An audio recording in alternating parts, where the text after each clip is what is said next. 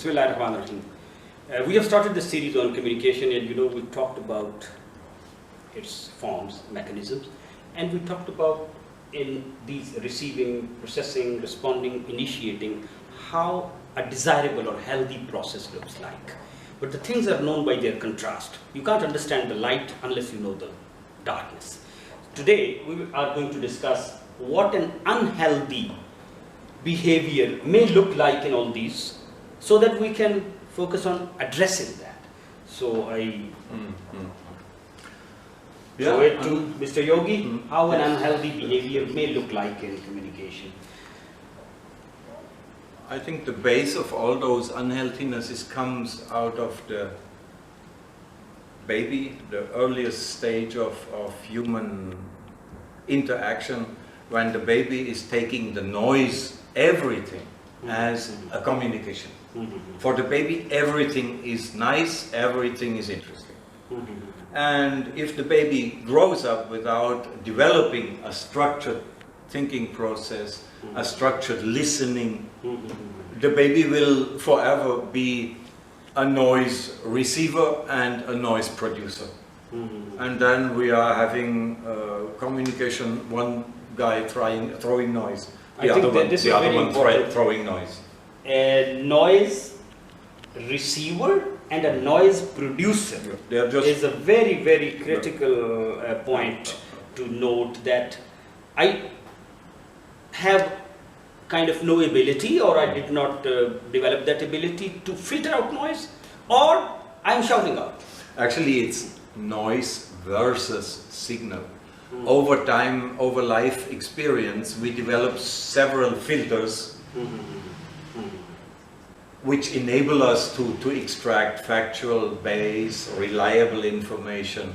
If this is not done, then the noise will become the signal, and the signal will become the noise, and then we have a hodgepodge, which is of course making a lot of more noise, but communication is not happening. That means fundamentally we start failing over here. Yeah. If we start failing over here, of course then in the processing, we tend to be kind of abrupt or reactive or reflexive or whatever, and all the rest of the things are then linked to that. Yeah, for example, in receiving, the main trouble is people are not listening.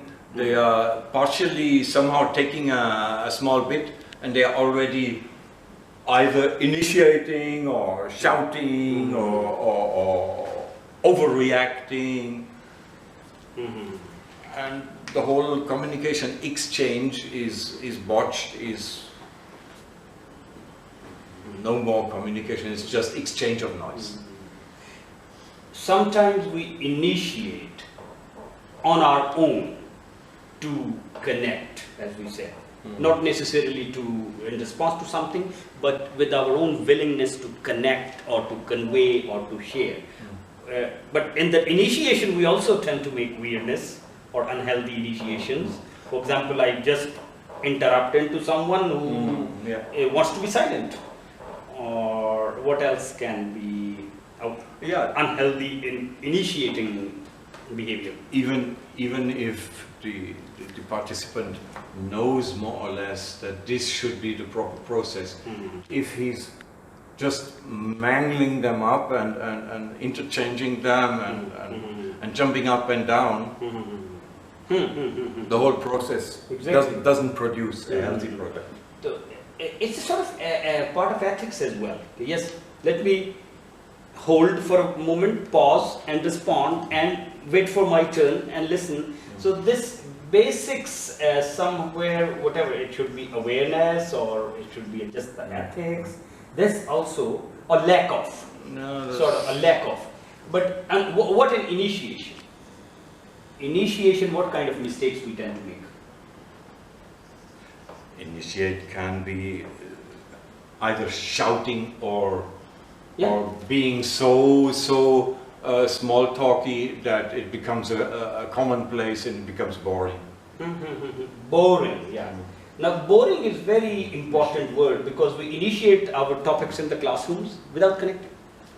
So I think it's a very important area. If we have one takeaway in this, that is that from the beginning in our developmental process of the child, this ability to filter noise, अपने उस शोर से From अपने signal. Signal को बनाना, और listening is the heart of it.